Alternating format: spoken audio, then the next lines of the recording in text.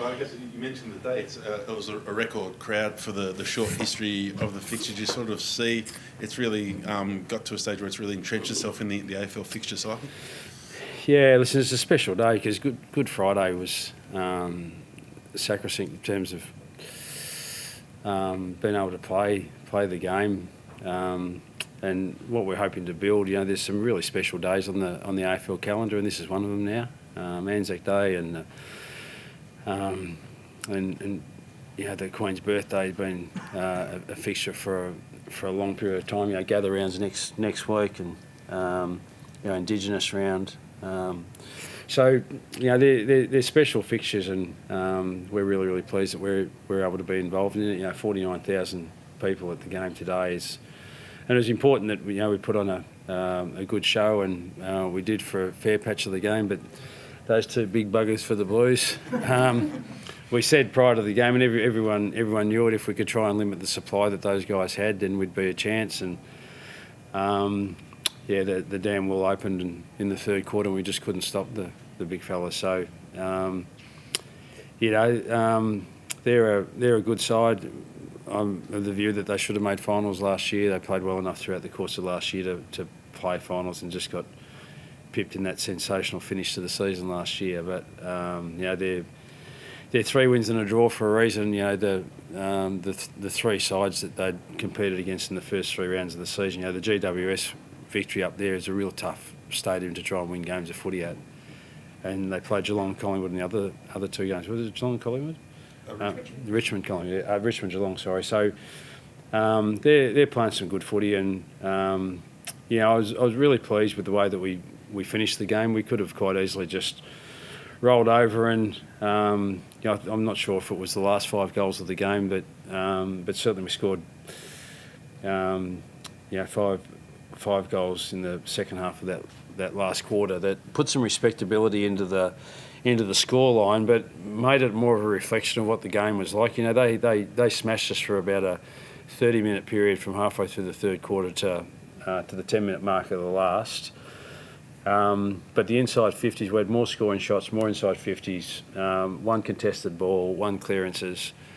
So there's some outside of actually the game itself, which obviously we lost, but we're having some little wins with some other areas of our game, and when you're on the journey that we're on, they're the things that you need to look for. And so we're pleased, and we're pleased that our boys showed some fight and grit and ran the game out, even though by the 10-minute mark of the last quarter, it was always going to be hard to get ourselves a victory today. Clarko, mindful, I guess no player's immune to the strategic sub, but Ben's a heart and soul player. What was your message to him when he came off, and was that with a view to getting some run with Greenwood? Yeah, and it was, and it's the rationale behind it. Like Cunners has been a great player for our footy club, and hopefully will continue to be. But he's a clearance beast, and we need him to be getting clearances for our side, and he'd had none to halfway through the third quarter. So he'd be disappointed in that. But we just needed to try something different. So Huey Greenwood came on, and he was able to give us a little spark in that area, and Cunners just didn't have a great day. So we just can't keep blokes on the field if they're not playing their role to the capability. Then we need to make a change, and that's the way. But he took it in the right manner, like you'd expect him to, and hopefully he'll be better for it next week. Did you have that conversation with him, like when he was subbed, or after the match? No, I spoke to him at the time. It looked like it. Yeah. So and sometimes it's just at that point in the game where we're starting to lose control of the game, and it's just like we've got a fresh player there who hasn't been performing their role to their capabilities, and it was the middle of the ground that we felt like we were just falling down a little bit at that point in time, the supply that they were getting. So just made the change. Sometimes you make it on a whim and just hope for the best, and it's hard when they're strong, experienced players like that who are so proud and they can turn it around themselves quite often. But we just thought we'd try something different, and Huey helped us a little bit, and see where it goes. Like Harry taking some of the kick outs. You've coached some of the biggest champions in the game. Have you ever had such a polished and trusted skilled player at game 4 in your coaching history? Yeah, well, he's a special talent from you, like Harry Sheasel, number 3. Plays off half back. He's pretty. You got his number on his back? No, I reckon you might have his number on your back later on. We'll have to get that number 3 on your back. But Harry's, listen, he's so polished. I'm not sure where he's going to settle as a player. We really need him in our back end at the present time, his start to his career has been first class to be fair, but. We'd like another couple of him. Hopefully Georgie Wardlaw gets going pretty soon. He's a high pick for us, and hopefully he'll come into the side in the next few weeks. Do you think that could come as early as gather round? I mean, he played well against today in the VFL, George. Well, we've been really patient with him, and our view with him, ideally he probably played 3, 4, 5 games in the VFL and really build up his match conditioning. I think he's played 3 back now. So even last week he played really well last week. I'm not sure how he finished the game today. He's a bit quiet in the first half that I saw, but he may have gone better in the second half. But there's such a temptation just to listen, he's a high draft pick, get him in, but. You want to set these kids up to have success when they do come into the side. Particularly with the role that he's going to play, where he's got to go into the cauldron, where it's at its hottest, and we just want to make sure he's fully ready for that. And some of that will be that he's physically ready for it in terms of just the rigour that's required in that part of the ground. Goals were pretty hard to come by in the first half, and Charlie Kerner got a couple of pretty, gimme free kicks that seemed a bit dubious.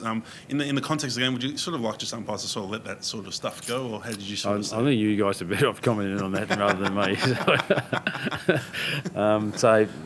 I can't really answer the question, mate.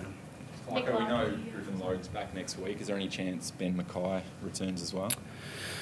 Yeah, I think he'll be close to being available. He had a big training session today. Ben, it's such a temptation when Griffith out with suspension that we'd want to rush the big fella back. It's extraordinary, isn't it? These guys, the 2 twins, they've been in the competition for 8 years and they haven't played against each other. It's a quirky fact. We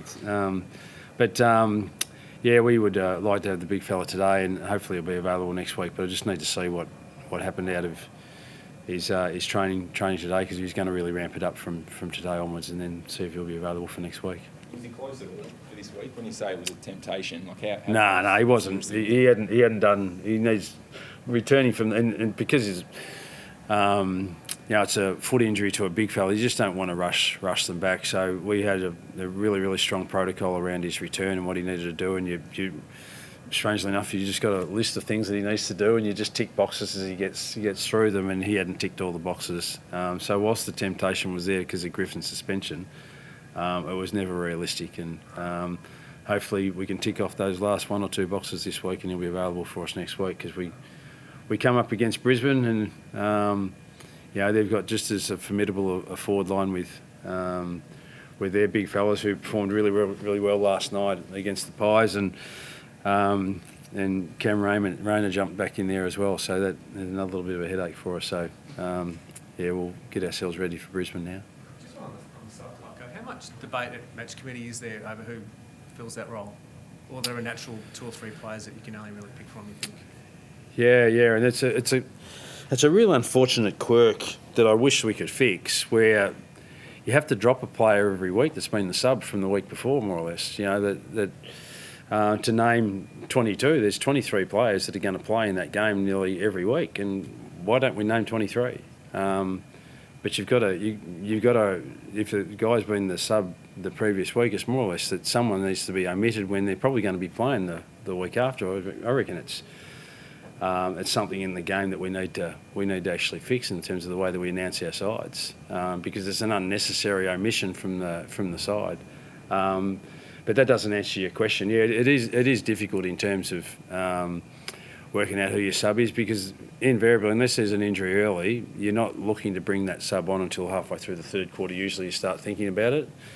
And then there's the conjecture like there was today. We'll bring in a player because he's fresh, but which one of the 22 are we going to take out? So that's and then when it's someone like a Ben Cunnington, it's just like, well, that becomes a story.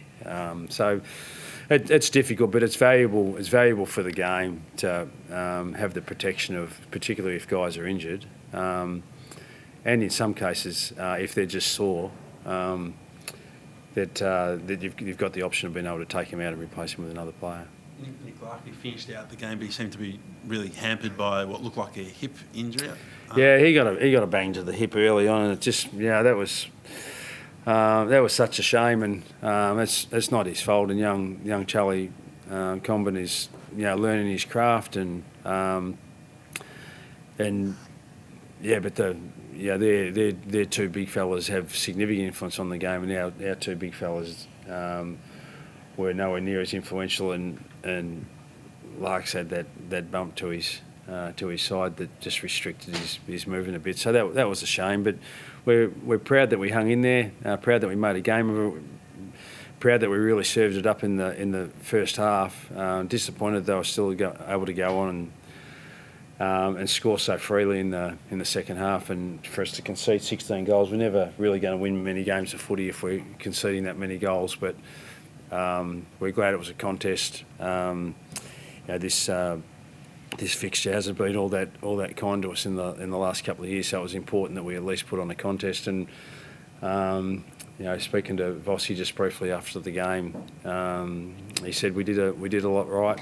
And so we take heart from that when opposition are realising that we're making a really tough game for the opposition. And we've got some work to do and a long way to go, but we feel like we're making some ground. Are you hopeful that Nick will be available for next week? The fact that he was able to continue to play, but he was obviously hampered, and he'll be sore for a couple of days. But I reckon he'll be okay. And any little grumble that these guys might have in terms of an injury from footy, you don't have to look far to realise just what resilience really looks like. Yeah, and these guys, it's so special, and it's so special to actually observe what it does to the family, and just how much gratitude they've got for the simple things in life.